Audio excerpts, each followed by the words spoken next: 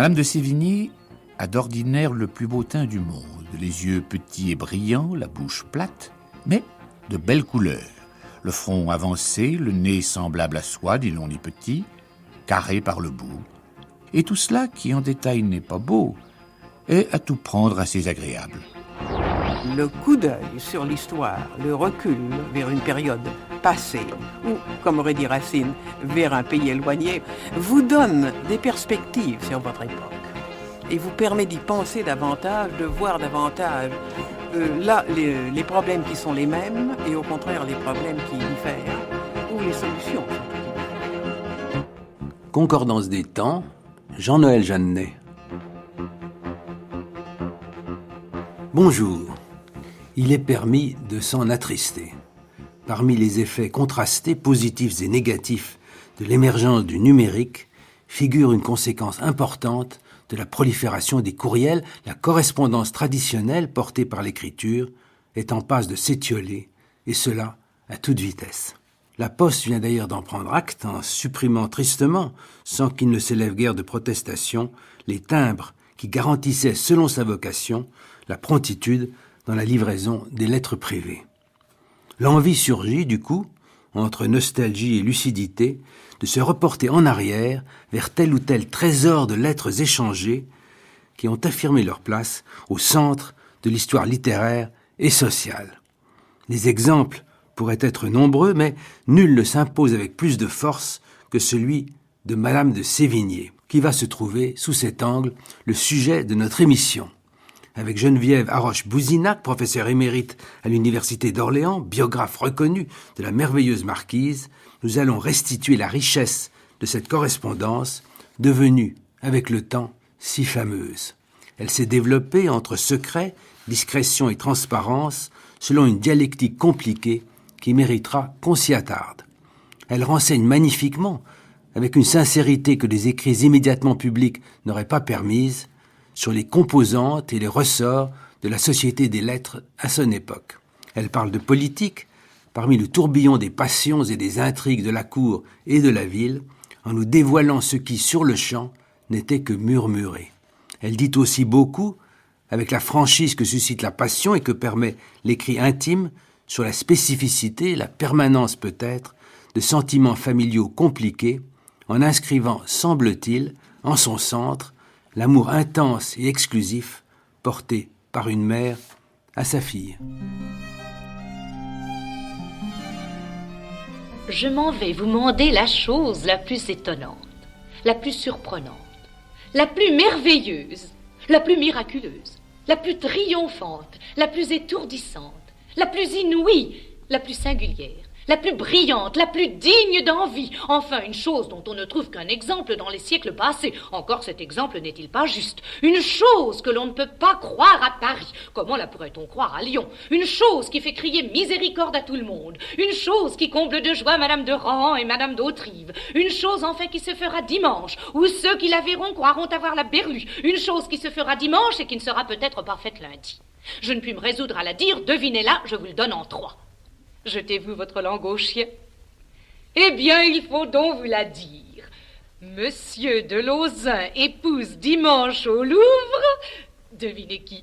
Je vous le donne en 4, je vous le donne en 10, je vous le donne en 100. Madame de Coulanges dit, voilà qui est bien difficile à deviner, c'est Madame de Lavallière. Point du tout, madame. C'est assurément Mademoiselle de Créqui. Vous n'y êtes pas, il faut donc à la fin vous le dire. Il épouse dimanche au Louvre, avec la permission du roi, Mademoiselle. Devinez le nom. Il épouse Mademoiselle, ma foi jurée, Mademoiselle, la grande Mademoiselle, Mademoiselle, fille de feu monsieur, Mademoiselle, petite fille de Henri IV, Mademoiselle de Dombes, Mademoiselle de Montpensier, Mademoiselle d'Orléans, Mademoiselle, cousine germaine du roi, Mademoiselle, destinée au trône, Mademoiselle, le seul parti de France qui fut digne de monsieur.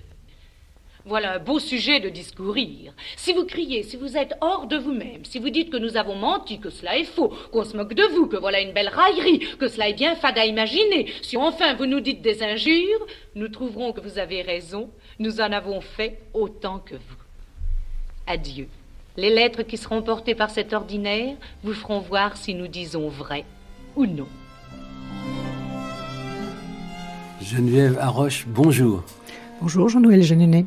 Nous avions à choisir parmi une foultitude de citations possibles cette lettre très fameuse, le mariage de Mademoiselle, du 15 décembre 1670, était lue ici par Gisèle Casatsu. Elle me paraît, je ne sais pas ce que vous en pensez, assez représentative de ce qu'est l'intensité de ce grand talent. Oui, c'est un exercice de virtuosité littéraire dans lequel Madame de Sévigné adapte la forme de l'énigme à la lettre afin de tenir en haleine ses cousins Coulanges qui sont parmi ses correspondants, ses destinataires les plus fréquents, les plus fidèles. Cette citation exprime assez bien, me semble-t-il, vous allez me dire si vous en convenez, une forme de talent particulier de votre chère marquise. Oui, elle a beaucoup de talent, elle a le sens de la créativité, du néologisme. Elle sait introduire dans la lettre diverses formes, comme la poésie, le dialogue, les scénettes. Bref, c'est un art de la variation, un art aussi qui accueille le trait d'esprit, le bon mot. Elle est très spirituelle. Est-ce que vous rejoindriez le propos de Voltaire, qui disait d'elle « Elle était née pour rendre aux Français trop majestueux et trop tendus par les efforts des imitateurs des langues classiques, la détente, l'élasticité et la volubilité de sens, de mots et de tours. Elle créa la langue de l'entretien. » Oui, c'est-à-dire que Madame de Sévigné, dès le 1er XVIIIe siècle, apparaît comme la représentante du naturel, d'un style naturel. Quelles sont les relations entre la conversation et cette correspondance ? C'est une question qui me paraît assez primordiale. Eh bien, Madame de Sévigné, afin de louer les lettres qu'elle échange avec sa fille, dit « Ce sont de véritables conversations que nos lettres. La référence, c'est véritablement la conversation ou alors, quelquefois, la causerie. La causerie qui désigne un entretien plus privé, plus intime. Mais n'oublions pas que le XVIIe siècle, c'est le siècle de la conversation, le siècle des ruelles, le siècle des échanges très brillants. Et donc, la lettre, qui est le discours des absents, cherche à reproduire de manière extrêmement vivante une conversation entre personnes éloignées. Il faut bien sûr que nous portions aux origines de ce destin. Pour commencer, que vous nous rappeliez, Geneviève Haroche, le milieu où s'est formée Madame de Sévigné. Eh bien, Madame de Sévigné se trouve à la confluence, à la jonction de deux dynasties véritablement différentes. Du côté de son père, elle appartient à une famille de vieille noblesse bourguignonne, Cels Bénigne de Rabutin-Chantal. Son père, le fils de celle qu'on appellera Jeanne de Chantal, qu'on appellera Sainte Chantal, Jeanne de Chantal. Qui a été sanctifiée. Qui a été canonisée au XVIIIe siècle. Petite fille d'une sainte, c'est pas très fréquent. Oui, peut-être pas toujours non plus très facile. Et de l'autre côté, elle appartient à une famille de financiers, de ce qu'on appelle des partisans, car il possédait des parts de ferme générale. Et son grand-père a fait fortune, Philippe Ier de Coulanges, a fait fortune dans la fourniture aux armées. Et donc, il a acquis un domaine portant fief. Donc, du côté maternel, la peinture des armoiries est à peine sèche, tandis que du côté de la Bourgogne, il s'agit d'une famille très ancienne. Ce contraste n'est pas sans fécondité pour la formation de cette petite fille qui est très tôt orpheline. Oui, très tôt, elle perd son père à l'âge de 18 mois, à l'âge où elle n'a pas même la parole, et sa mère à l'âge de 7 ans. Elle sera confiée, grâce à un conseil de famille, à sa famille maternelle, qui l'élèvera au milieu de nombreux oncles et tantes, de cousins, dans un très bel hôtel de la Place Royale. Et aujourd'hui, Place des Vosges. Oui, aujourd'hui, Place des Vosges. Et également dans les campagnes de Suzy-en-Brie. Donc, elle a une enfance très gaie, heureuse. C'est une très jolie enfant. Et donc, elle est très entourée, très appréciée. Donc, il semblerait qu'elle ait des souvenirs très heureux. On est au mi-temps du XVIIe siècle, puisqu'elle est née en 1626 quand elle se marie. C'était assez fréquent à l'époque, jeune, à 18 ans. On disait d'elle qu'elle était la perle des demoiselles et un riche parti. Donc, elle sera assez convoitée. Et son oncle et tuteur, Philippe de Coulanges, choisit Henri de Sévigné, seigneur des Rochers, pour ce mariage. C'est un bel homme Il paraît avoir esprit, dit Olivier d'Ormesson, qui est son oncle par alliance. Et donc, il semblerait que les premières années du mariage soient heureuses. Henri de Sévigné la conduit au château des Rochers, où elle se trouve bien, malgré l'aspect rude, près de Vitré. Et de cette union vont naître en 1646 et en 1648 une fille, Françoise Marguerite, qu'on appelle Françoise, et un garçon, Charles. Elle est veuve assez tôt, son mari est tué en duel. Oui, elle est veuve à 25 ans, et bien que le mariage ait connu quelques accrocs, il semblerait qu'elle en soit extrêmement désespérée.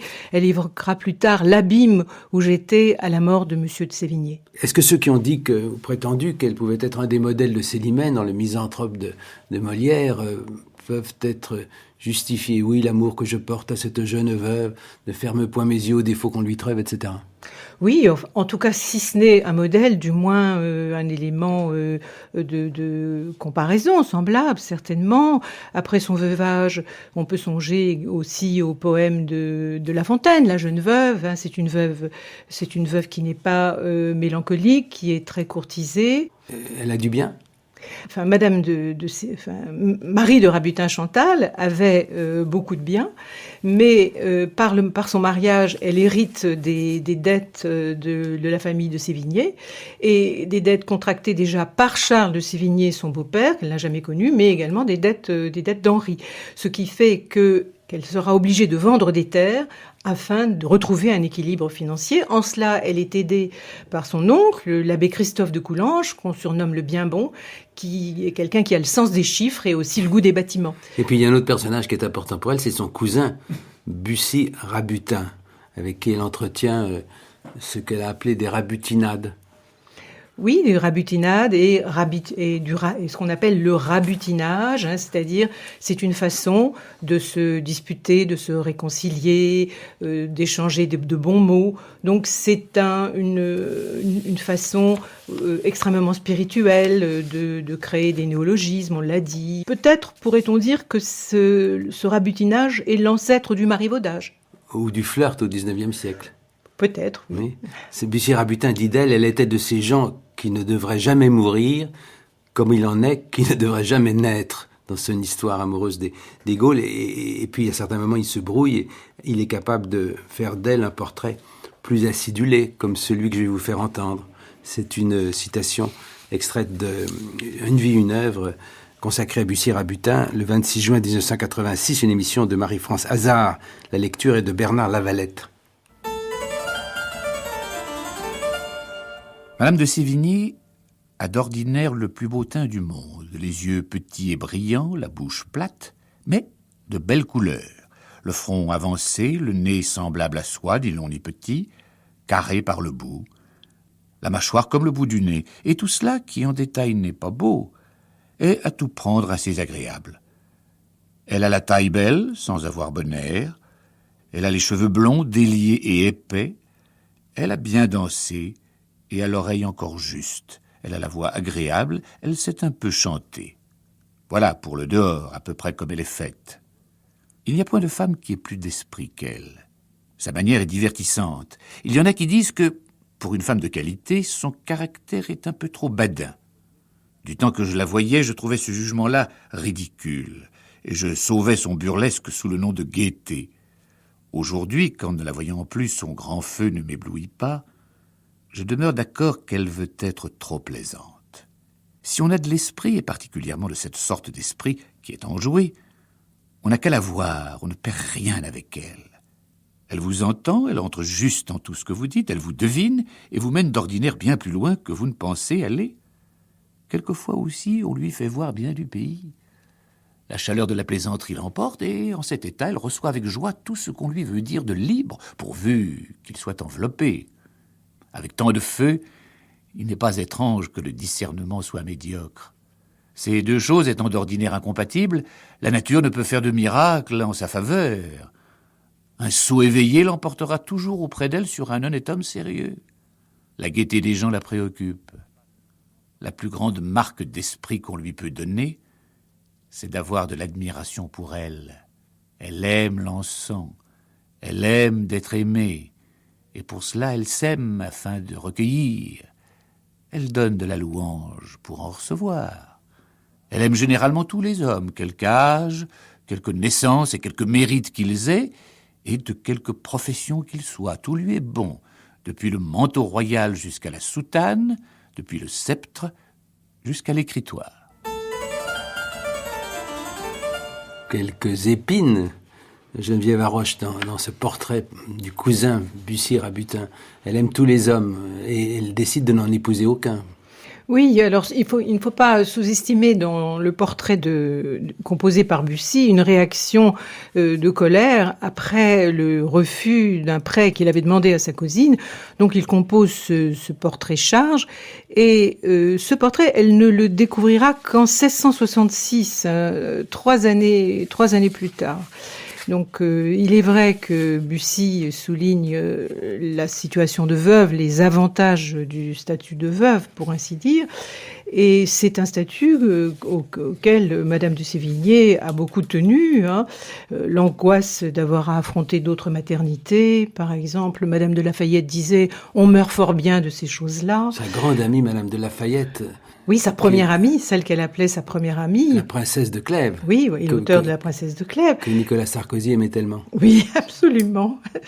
Et d'autre part, partager la tutelle de ses enfants mineurs avec un second époux, son manque de foi envers la fidélité des hommes, tout cet ensemble de raisons font que, elle tiendra à conserver son statut de veuve. D'ailleurs, à la suite de la bataille de Fleurus, elle dit à son cousin, pour les jeunes veuves, elles ne sont guère à plaindre, elles seront bien heureuses d'être leur maîtresse ou de changer de maître. Donc, il y a vraiment une apologie du veuvage. Donc, cette liberté très importante pour elle, liberté du comportement, liberté de l'écriture, liberté de la correspondance. Il faut que nous en venions maintenant, Geneviève Haroche, à la spécificité de cette correspondance. La question du secret, la question de la discrétion, la question de la transparence. Avec cet art subtil du partage entre texte public et privé sur laquelle il faut que nous nous arrêtions un instant. Oui, je crois qu'il faudrait rappeler plusieurs choses en ce qui concerne l'art épistolaire de Madame de Sévigné. Tout d'abord, le fait qu'elle bénéficie d'une réforme importante, d'un réaménagement du système postal effectué par Louvois, qui fait que la régularité des échanges, voire la sécurité des échanges, favorise l'épanouissement d'une des formes épistolaires existantes, c'est-à-dire la lettre familière. Elle dit à un moment donné, effectivement, quelle belle invention que la poste. Quelle belle invention que la poste et que j'apprécie, messieurs les postillons. Madame de Sévigné ira même jusqu'à se faire des amis auprès des commis, afin qu'ils portent ses lettres plus rapidement. C'est un investissement, d'ailleurs, ça coûte assez cher, oui, y compris le papier. Tout à fait. Roger Duchesne, qui a travaillé sur le sujet, et grand spécialiste, qui a été le grand éditeur de la correspondance de Madame de Sévigné, évoquait une somme qui avait avoisiné les 40 ou 50 euros par semaine, pour écrire 3 lettres par semaine. Quant au fond de la correspondance, qu'est-ce qui est secret et qu'est-ce qui est public? Comment est-ce que Madame de Sévigné organise à cet égard cette relation avec le faire savoir? Comment les choses s'organisent-elles? Alors, il me semble que la lettre est par essence un genre qui met en lumière les frontières, celles du public et du privé. Et il ne faut peut-être pas oublier qu'il existe différentes formes de lettres. D'une part, la lettre qui a une fonction collective, les lettres qui ont un statut intermédiaire qui comportent des passages rédigés à la seule intention du destinataire, tibi soli, et qui voisinent avec des récits qui peuvent être divulgués. Et ensuite, un troisième type de lettres, des lettres qui sont strictement privées, des lettres d'intimité amicale ou amoureuse. Et donc, Madame de Sévigné écrit des lettres qu'on peut considérées comme étant des lettres familières, ce qui ne veut pas dire que toutes ces lettres soient entièrement privées. Il y a certains passages qu'elle indique comme pouvant être lus à d'autres personnes. À haute voix, souvent. À haute voix, voilà. Alors, par exemple, dans les lettres à sa fille, ce sont tous les passages qui concernent les modes, notamment toute la série de lettres consacrées à la coiffure hurlupée, bon, par exemple. Mais en revanche, tous les passages concernant l'expression des sentiments, la crainte devant la mort, par exemple, sont des passages qui sont des passages réservés au seul destinataire. Avec parfois de la prudence, oui. L'inquiétude. Elle écrit à sa fille en 1672 « Ne craignez point que je montre vos lettres. Je sais parfaitement ceux qui en sont dignes et ce qu'il faut en dire ou en cacher. » Et en même temps, elle lui écrit à un autre moment « Mon Dieu, ma bonne, que vos lettres sont aimables. Il y a des endroits dignes de l'impression. Un de ces jours, vous trouverez qu'un de vos amis vous aura trahi. » Oui, tout à fait. C'est-à-dire que, Madame de Sévigné, parfois, livre aux commentaires de ses meilleures amies, Madame de Lavardin, Madame de Lafayette et la future Madame de Maintenon, certains passages des lettres de Françoise, et ce livre a de véritables analyses de style, en trouvant son style rapide, allant droit au but, un style efficace. Donc, effectivement, ce sont des commentaires sur ce qu'on appelle la belle lettre, c'est-à-dire une lettre digne d'être peut-être divulguée, mais toujours dans un cercle extrêmement privé.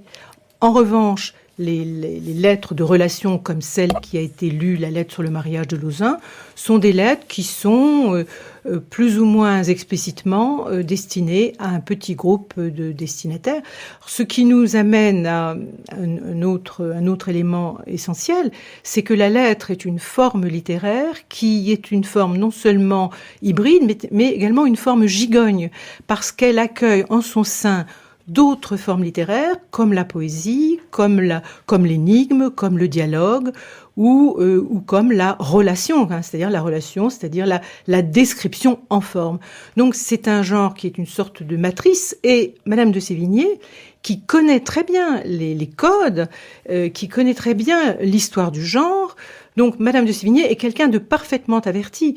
Ça n'est pas parce qu'elle est considérée comme le symbole du naturel que ces lettres sont des lettres négligées. Il s'agit d'un naturel conscient, recomposé, qui n'est pas nécessairement étudié, mais dont la spontanéité résulte d'un art extrêmement concerté, conscient.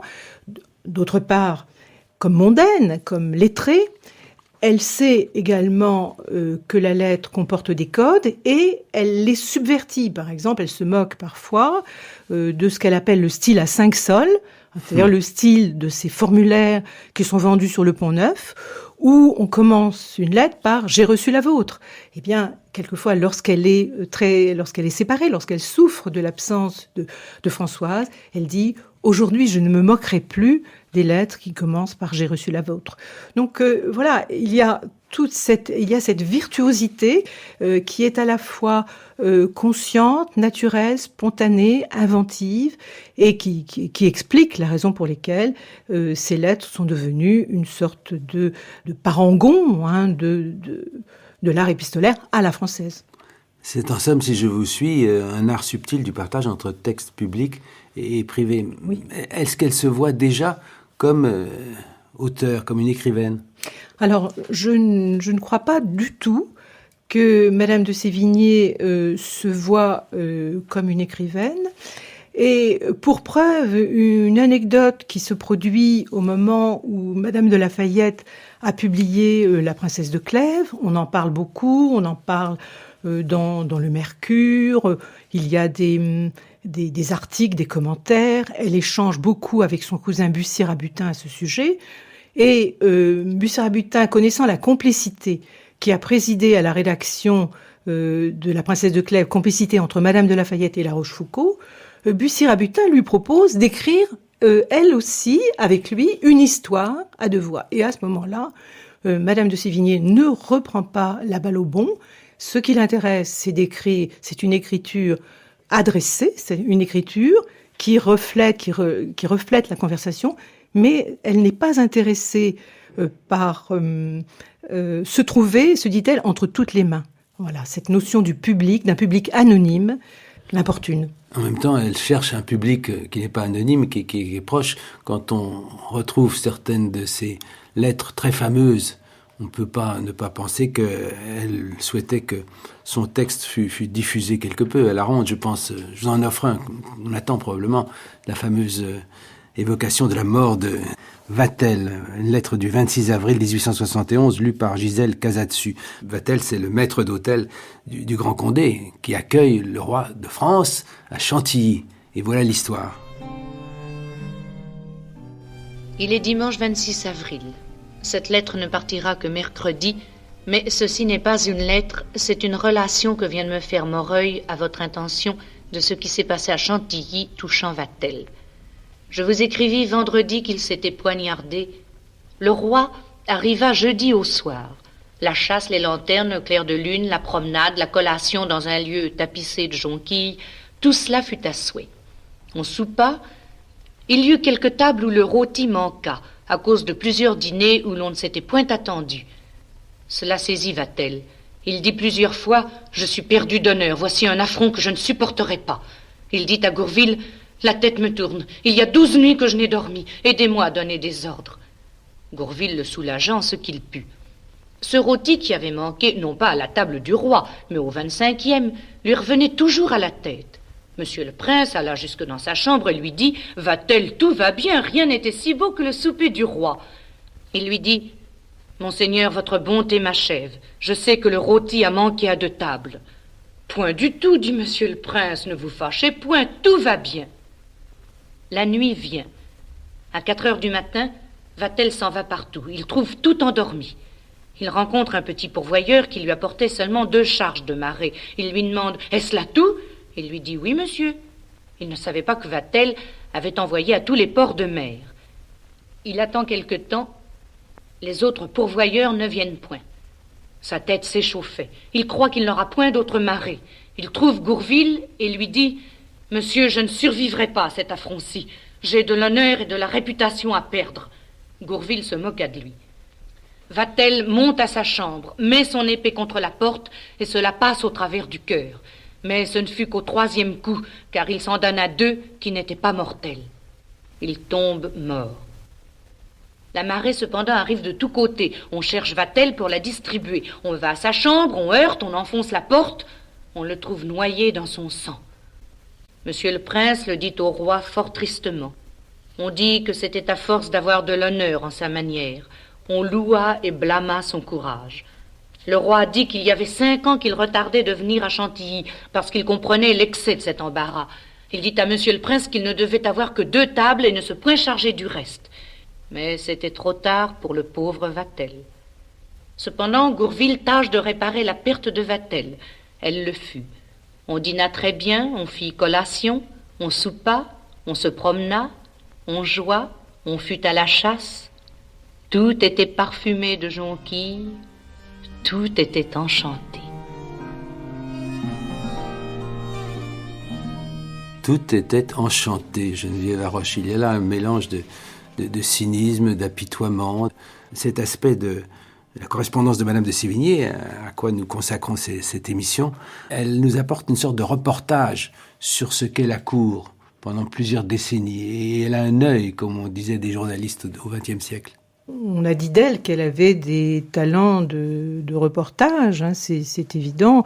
C'est quelque chose qui se marque à travers notamment le récit de l'affaire Fouquet, hein, qu'elle raconte en plusieurs épisodes à son ami Pomponne. L'affaire Fouquet, rappelez-nous ce qu'il en est. Eh bien, Madame de Sévigné se trouve mêlée à 2 moments à l'affaire Fouquet. D'une part, lorsque le surintendant des finances est tombé dans le piège tendu par le roi et Colbert et qu'il est emprisonné, on découvre en son domicile une cassette contenant les lettres de ses maîtresses. Et il se trouve qu'un billet de Madame de Sévigné a été rangé par Nicolas Fouquet dans les liasses de lettres. Et donc, elle est aux abois, elle est extrêmement inquiète. Il s'agit simplement d'une lettre de demande de service pour son neveu. Mais, comme on l'a vu, elle est experte en art du badinage. Elle craint de mauvaises interprétations. Le roi et Anne d'Autriche se font apporter la lettre. Et on peut dire que la première explication de texte des lettres de Madame de Sévigné a eu lieu à ce moment-là. Et le roi et Anne d'Autriche décident que finalement, il s'agit d'une simple lettre d'amitié. On est là au au cœur de cette question du privé et du public. Inquiétude que ces lettres soient révélées. Absolument. Cette jeune femme a 35 ans, née en 1661. Absolument, et elle risque sa réputation de jeune veuve, d'une part, et c'est aussi une des raisons pour lesquelles toutes les lettres de relation qu'elle va envoyer à son amie Pomponne seront transportées par un courrier privé. Elle ne confiera pas à la poste les lettres relatant le procès du surintendant. Car il faut savoir que nombre de lettres se retrouvaient ouvertes sur le bureau du roi. C'est ce qu'on appelait le cabinet noir ensuite, plus tard. Oui, plus tard. Il faudra attendre Turgot au XVIIIe siècle pour que le secret des lettres soit vraiment garanti. Et encore. Elle a connu la Fronde dans son jeune âge. Oui, bien sûr, nous faisons un petit retour en arrière, effectivement. Les hommes de son entourage, son oncle René de Sévigné, son époux Henri, son cousin Bussy, sont engagés dans la Fronde. Les protagonistes changent de camp du jour au lendemain. Enfin, c'est une atmosphère de rébellion, de turbulence, d'insécurité. Et ce qu'il faut retenir, c'est que Madame de Sévigné, comme son cousin, seront, pour ainsi dire, subiront les conséquences de cette rébellion, puisque finalement, toute sa vie durant, Madame de Sévigné n'obtiendra jamais de faveur réelle, par exemple pour son fils, et Bussy-Rabutin vivra presque 20 ans en exil. Il n'empêche que Madame de Sévigné est accueillie à la cour et qu'elle en donne des tableaux intéressants, avec un humour particulier. Écoutez cette évocation, une farce que fait le roi Louis XIV, le grand roi, de ses courtisans, le madrigal du roi. C'est une lettre au marquis de Pomponne du 1er décembre 1664 qui est lu ici par Odile Poisson dans l'émission de Georges Perrou, le grand Georges Perrou, le grand oreille de Radio France. Une émission de Georges Perrou, première réplique, 26 mars 1969. Au marquis de Pomponne, lundi 1er décembre 1664. Il faut que je vous conte une petite historiette qui est très vraie et qui vous divertira. Le roi se mêle depuis peu de faire des vers. Messieurs de Saint-Amand et d'Anjou lui apprennent comment il faut s'y prendre. Il fit l'autre jour un petit madrigal que lui-même ne trouva pas trop joli. Un matin, il dit au maréchal de Gramont : « Monsieur le maréchal, je vous prie, lisez ce petit madrigal et voyez si vous en avez jamais vu un si impertinent. Parce qu'on sait que depuis peu j'aime les vers, on m'en apporte de toutes les façons. » Le maréchal, après avoir lu, dit au roi : « Sire, votre majesté juge divinement bien de toutes choses. Il est vrai que voilà le plus sot et le plus ridicule madrigal que j'ai jamais lu. » Le roi se mit à rire et lui dit : « N'est-il pas vrai que celui qui l'a fait est bien fat ? Sire, il n'y a pas moyen de lui donner un autre nom. »« Oh, bien dit le roi, je suis ravi que vous m'en ayez parlé si bonnement. C'est moi qui l'ai fait. »« Ah, sire, quelle trahison, que votre majesté me le rende. Je l'ai lu brusquement. »« Non, monsieur le maréchal. Les premiers sentiments sont toujours les plus naturels. » Le roi fort rit de cette folie, et tout le monde trouve que voilà la plus cruelle petite chose que l'on puisse faire à un vieux courtisan. L'humour et parfois l'ironie de Madame de Sévigné, c'est un sujet. Oui, absolument, mais il faudrait peut-être ajouter à ce petit récit la phrase de conclusion que Madame de Sévigné ajoute, quelques phrases à la suite de ce petit dialogue. « Pour moi, qui aime toujours à faire des réflexions, je voudrais que le roi en fît là-dessus et qu'il jugeât par là combien il est loin de connaître jamais la vérité. » Donc le dialogue est une sorte de contrepoint qui permet d'exprimer très discrètement une critique. Elle amène sa fille à la cour, c'est important, la présentation. D'ailleurs, cela fait un peu jaser par moments. Françoise, qui sera Françoise de Grignan. Oui, mais Françoise a été choisie pour figurer sur la scène aux côtés du roi. 3 années de suite, en 1663 pour le ballet des Arts, 64 le ballet des Amours déguisés, et en 65 ballet de la naissance de Vénus. Elle figure aux côtés de Madame, et de Louise de La Vallière. Donc on chuchote, on fait des commentaires. Ne serait-elle pas une de celles sur qui le monarque a jeté les yeux? Le cousin Bussy-Rabutin parle d'elle en disant « c'est le plus beau pucelage de France ». Oui, tout à fait. Et Bussy n'aurait pas détesté que Françoise tomba dans le lit du monarque. Il en aurait tiré des avantages.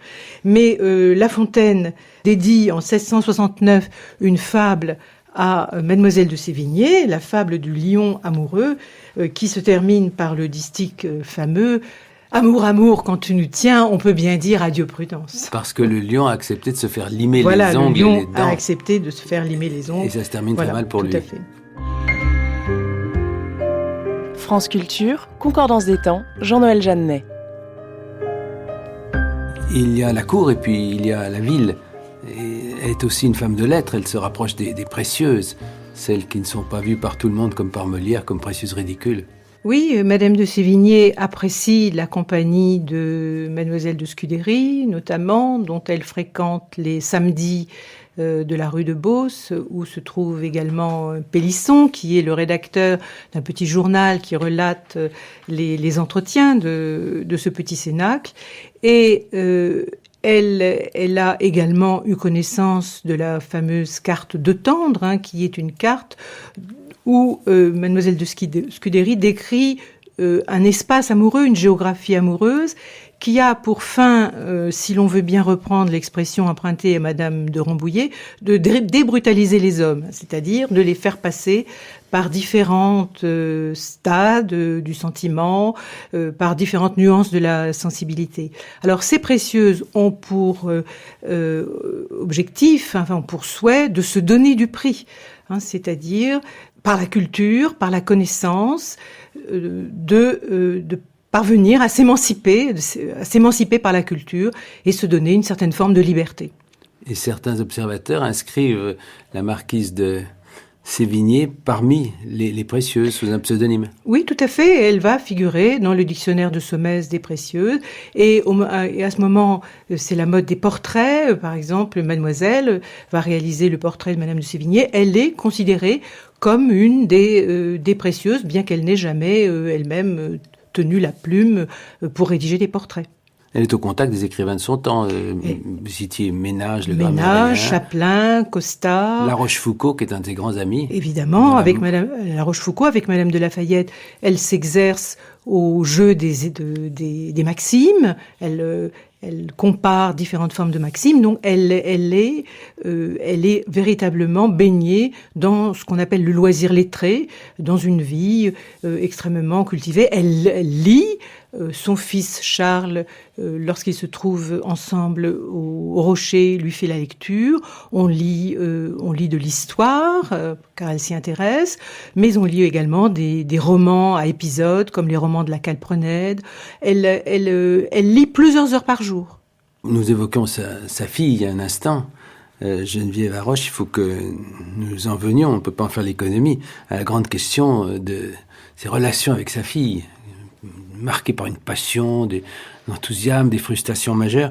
Pour entrer dans ce chapitre de la vie de Madame de Sévigné, écoutez cette lettre du 5 octobre 1673, lue par Jeanne Boitel, séparation avec sa fille. La deuxième séparation, vous nous expliquerez après de quoi il s'agit et pourquoi cette distance si douloureuse a été créée. Distance qui n'exclut pas une grande proximité affective, vous allez voir.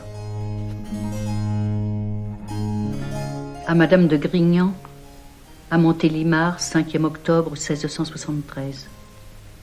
Voici un terrible jour, ma chère fille. Je vous avoue que je n'en puis plus. Je vous ai quitté dans un état qui augmente ma douleur. Je songe à tous les pas que vous faites et à tous ceux que je fais. Et combien il s'en faut qu'en marchant toujours de cette sorte, nous puissions jamais nous rencontrer. Mon cœur est en repos quand il est auprès de vous. C'est son état naturel. Et le seul qui peut lui plaire. Ce qui s'est passé ce matin me donne une douleur sensible et me fait un déchirement dont votre philosophie sait les raisons.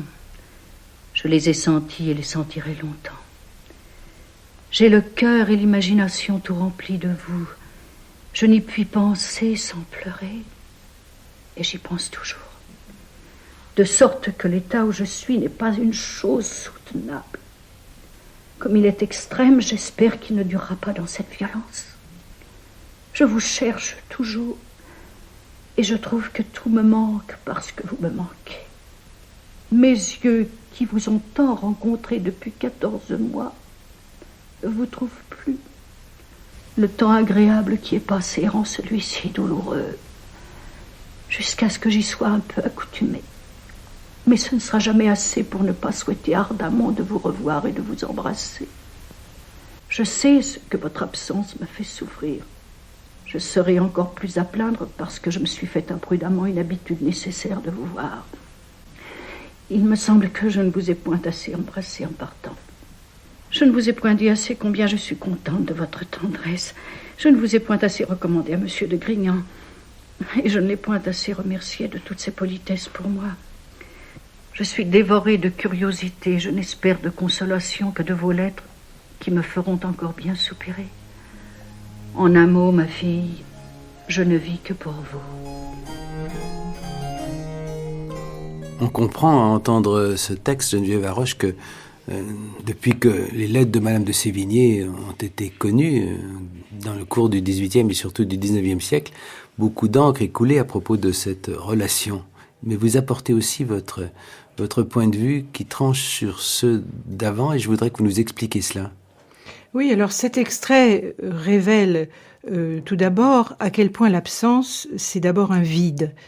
La fille de Madame de Sévigné est partie en Provence, elle a suivi son époux qui est lieutenant général, et les deux femmes sont séparées par un désert de 3 semaines de voyage. Il est le gouverneur de fait de la Provence. Voilà, absolument.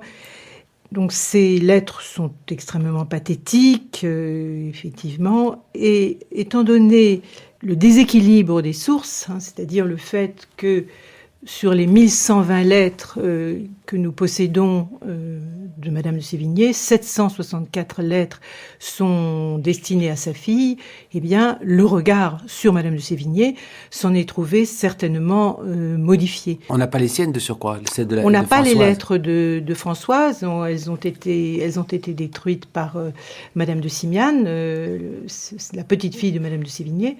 Donc 764 lettres à sa fille, 126 à Bussy, 220 lettres à d'autres destinataires. On voit bien là que le corpus conservé ne reflète pas la réalité de ce qui a pu être le commerce épistolaire, ni la vie de Madame de Sévigné.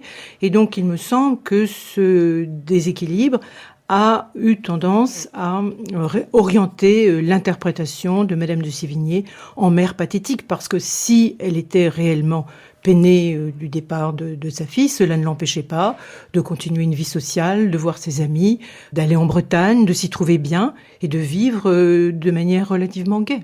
Les relations sont compliquées parce que parfois on a le sentiment que Madame de Grignan exprime l'impression d'avoir vécu dans l'ombre d'une mère trop brillante. Elle lui fait le reproche d'être un rideau qui la cachait, un rideau tel qu'on en plaçait pour protéger ou dissimuler une peinture. Et sa mère rétorque: tant pis si je vous cachais, vous êtes encore plus aimable quand on a tiré le rideau. Il est vrai que Madame de Sévigné n'a jamais cessé de mettre sa fille en valeur, pour preuve lorsqu'elle accepte qu'elle se produise sur la scène aux côtés du roi. Elle ne rate jamais une occasion de louer sa beauté, de louer son portrait, de louer sa manière d'écrire. Il semblerait que les difficultés de relation entre la mère et la fille aient existé pour des raisons que nous avons bien des difficultés à apprécier aujourd'hui. Il reste un sentiment quand même d'une violence, enfin d'une intensité, d'une force dans cet amour de la mère pour la fille qui aujourd'hui peut surprendre.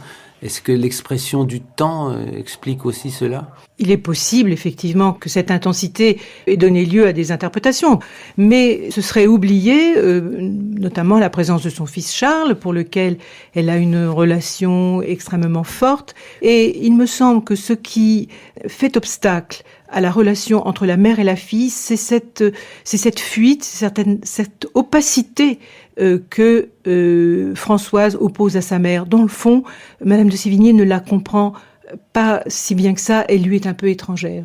Elle se protège peut-être. C'est possible, il est possible qu'elle se protège.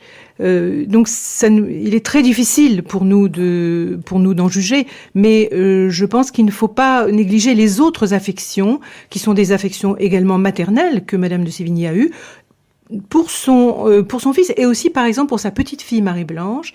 Une chose tout à fait singulière, c'est cette attention qu'a Madame de Sévigné à la prime enfance, en un siècle où on s'intéresse pas tellement aux nouveau-nés. Elle décrit ses balbutiements, son bavardage. Oui. Elle s'intéresse de même aussi aux jeunes enfants qui se trouvent. L'art d'être grand-mère, aurait dit Victor Hugo. Oui, absolument. Oui. Et elle aime beaucoup son fils. Vous remarquez que elle a des tendresses pour lui. C'est un peu un aimable cavalier. Il retrouve la maîtresse qu'avait eu son père, Ninon de l'Enclos. C'est assez spécifique. Oui, alors il y a une énigme également dans l'intérêt que Charles pourra avoir pour Ninon, parce que Charles n'a jamais entendu parler de son père, ou très peu. On n'en parle jamais. Et on pourrait se demander si Charles n'a pas cherché à avoir, par l'intermédiaire de Ninon, une meilleure connaissance de son père. Nous arrêterons au bord de cette interprétation quasiment psychanalytique, Geneviève Laroche. Il faut maintenant conduire la marquise jusqu'à sa mort, et en particulier le moment où, comme beaucoup de ses contemporaines, elle se rapproche de la religion à mesure qu'elle sent la mort proche. Et écoutez, pour la retrouver à ce moment-là, au moment du déclin de sa vie, cette lettre du 16 mars 1672, La vie et la mort, qui est lue ici par Jeanne Boitel. À Madame de Grignan, 16e mars 1672. Vous me demandez, ma chère enfant, si j'aime toujours bien la vie. Je vous avoue que j'y trouve des chagrins cuisants, mais je suis encore plus dégoûtée de la mort. Je me trouve si malheureuse d'avoir à finir tout ceci par elle, que si je pouvais retourner en arrière, je ne demanderais pas mieux. Je me trouve dans un engagement qui m'embarrasse. Je suis embarquée dans la vie sans mon consentement. Il faut que j'en sorte. C'est à ma somme. Et comment en sortirai-je? Par où? Par quelle porte? Quand sera-ce? En quelle disposition? Souffrirai-je 1000 et 1000 douleurs qui me feront mourir désespérée? Aurais-je un transport au cerveau? Mourrais-je d'un accident? Comment serais-je avec Dieu? Qu'aurais-je à lui présenter? La crainte, la nécessité feront-elles mon retour vers lui? N'aurais-je aucun autre sentiment que celui de la peur? Que puis-je espérer? Suis-je digne du paradis? Suis-je digne de l'enfer? Quelle alternative, quel embarras! Rien n'est si fou que de mettre son salut dans l'incertitude, mais rien n'est si naturel. Et la sotte vie que je mène est la chose du monde la plus aisée à comprendre. Je m'abîme dans ses pensées, et je trouve la mort si terrible que je hais plus la vie parce qu'elle y mène que par les épines qui s'y rencontrent. Vous me direz que je veux vivre éternellement? Point du tout. Mais si on m'avait demandé mon avis, j'aurais bien aimé à mourir entre les bras de ma nourrice.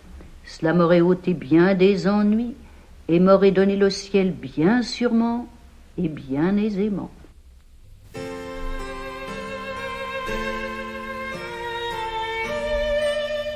Je trouve la mort si terrible que je hais plus la vie parce qu'elle m'y mène que par les épines qui s'y rencontrent. On pense au mot fameux de Victor Hugo dans Les Misérables.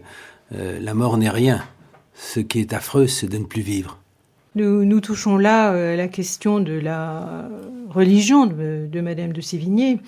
Dans sa jeunesse, elle ne fait pas mystère de son absence de piété et elle aime bien citer cette phrase de son père. « Mon père disait qu'il aimait Dieu lorsqu'il était bien aise, il me semble que je suis sa fille. » On l'a appelée la jolie païenne. C'est un mot d'Arnaud d'Andilly, l'homme de janséniste, le solitaire de Port-Royal.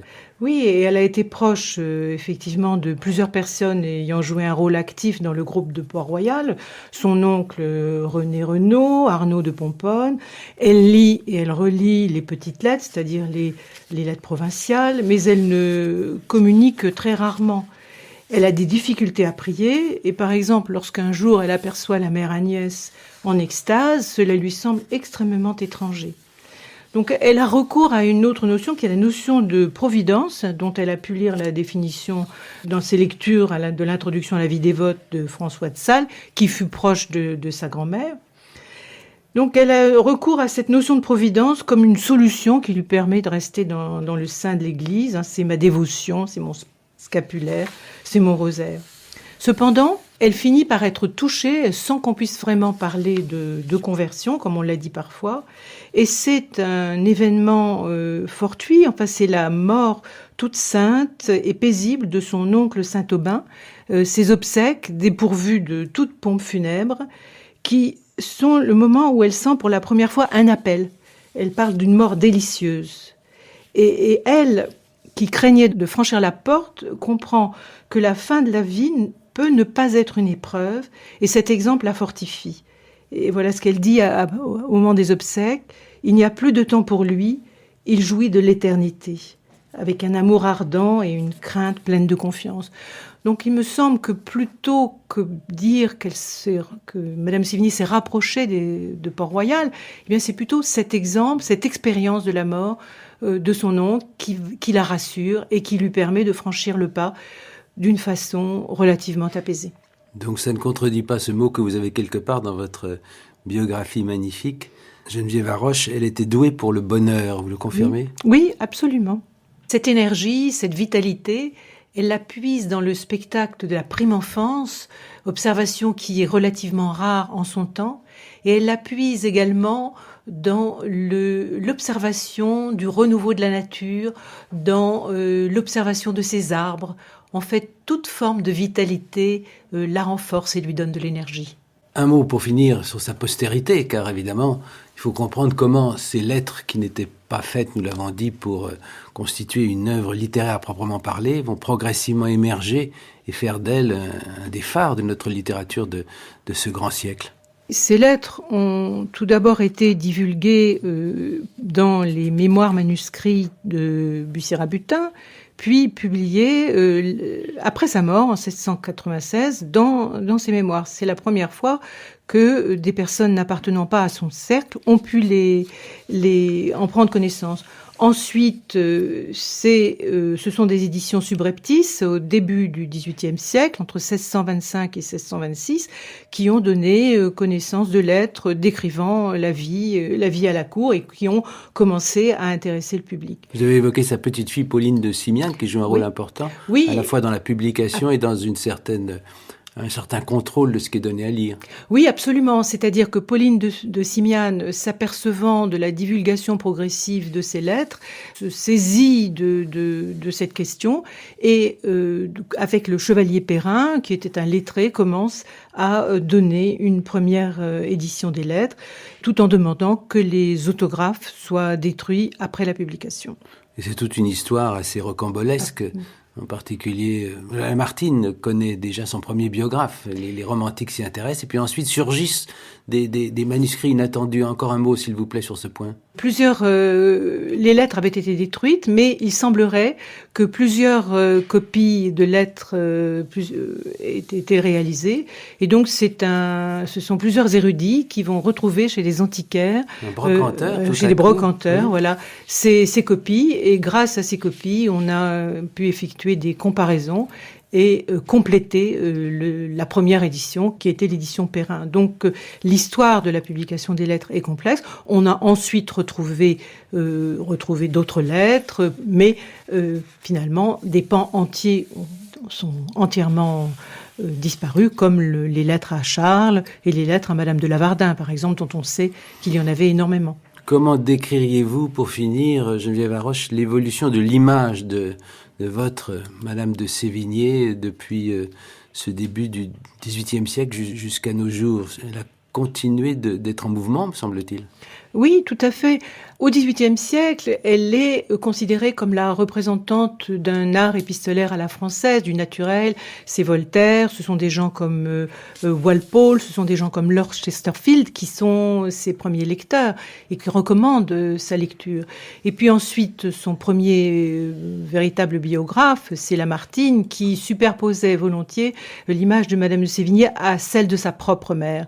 Et donc, c'est au XIXe siècle qu'elle va devenir l'icône de la maternité souffrante. On peut pourrait-on dire. C'est cette icône qui vous paraît excessivement dessinée, Geneviève Haroche. Il me semble que l'image de Madame de Sévigné gagnerait à être dégagée de cette mise en scène pathétique.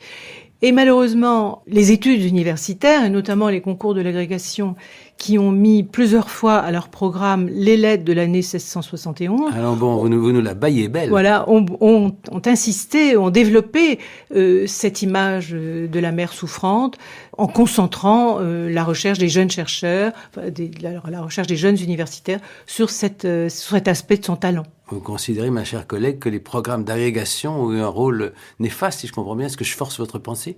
Bon, peut-être ce serait un peu exagéré, mais disons qu'on contribuait à déformer l'image de Madame de Sévigné. Eh bien, je pense que nous aurons contribué, j'espère, pendant cette heure, pour nos auditrices et nos auditeurs, à nuancer les choses et à rejoindre peut-être le propos de Saint-Simon sur elle, sur lequel j'ai envie de terminer notre échange. Cette femme, par son aisance, ses grâces naturelles, la douceur de son esprit, en donnait, par sa conversation, à qui n'en avait pas. Extrêmement bonne d'ailleurs, et savait extrêmement en toutes choses, sans vouloir paraître savoir rien. Ça vous convient ? Oui, absolument. Merci beaucoup. Merci beaucoup. Votre livre qui vient de paraître aux éditions Flammarion, s'intitule Madame de Sévigné, une femme et son monde, au grand siècle. D'autres femmes illustres, Geneviève Haroche, ont profité de votre talent et de votre curiosité, puisque vous en avez fait les biographies. Je pense à Louise de Villemorin, à Madame Campan, à Madame Vigée-Lebrun. Je donne tout cela en désordre. Le détail sera naturellement, comme d'ordinaire, sur notre site, parmi une bibliographie plus riche. Hommage aussi à la revue épistolaire qui paraît aux éditions Honoré Champion depuis près de 40 ans, n'est-ce pas ? Et vous avez un rôle éminent dans cette aventure. Et Geneviève Haroche-Bouzinac. Oui, c'est une revue qui a été fondée à Cerisy il y a un peu plus de 30 ans avec une équipe de chercheurs très assidus aux études épistolaires. Lors des décades de Cerisy ? Absolument. Il faut évoquer aussi, puisque nous parlions de Grignan, de ce gendre qui a eu une sorte de rivalité avec Madame de Sévigné autour de la personnalité de Françoise de Sévigné. Depuis 1996, à ceux qui ne le sauraient pas, existe à Grignan un festival de la correspondance qui a été fondé à l'initiative du maire de Grignan, Bruno Durieux, et qui permet chaque année de rendre hommage aux plus célèbres des épistoliers et des épistolières. Vous pourrez écouter, réécouter et podcaster cette émission, vous le savez, ad libitum. Et tout en vous faisant entendre l'air « Chanter petits oiseaux » du compositeur Michel Lambert, qui a vécu au XVIIe siècle, interprété ici par l'ensemble Les Arts Florissants en 2013, un air que Madame de Sévigné aimait beaucoup, m'avez-vous dit, Geneviève Haroche. Je rappelle que vous venez d'entendre Concordance des temps, une émission de Jean-Noël Jeannet, préparée par Inès Benslama, réalisée par Vincent Abouchard, avec à la prise de son Laurence César, avec Nathalie Rouvillain à la discothèque, Emmanuel Lucioni pour les archives de l'Institut national de l'audiovisuel et pour la documentation